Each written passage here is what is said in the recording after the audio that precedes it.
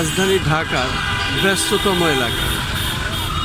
আর এই ব্যস্ততম এলাকা সবসময় গাড়ি এইভাবেই চলতে থাকে এবং এর ভিতরেই মানুষ আবার পারাপারও করতে থাকে এবং তার কাজে তারা তাদের অবস্থানে চলতে থাকে। আমি ঠিক সেই দৃশ্যটি ধারণ করছি এবং দেখিয়ে যাচ্ছি এবং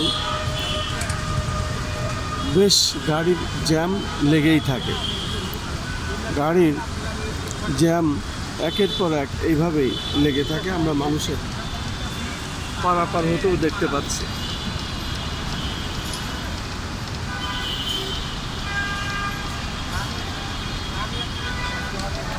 আকাশে ঘন মেঘ, বৃষ্টি পড়ছে।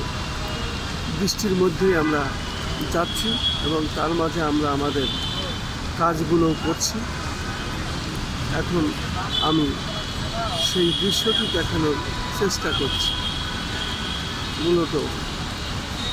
মূলত পান্থপথ এলাকা, কারণ বাজার এলাকা, পান্থপথ, হোটেল সোনারগাঁ, এই এলাকাটি আমি দেখে যাচ্ছি।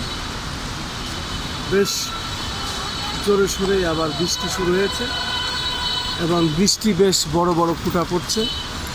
বৃষ্টির মধ্যেই মানুষ চলছে।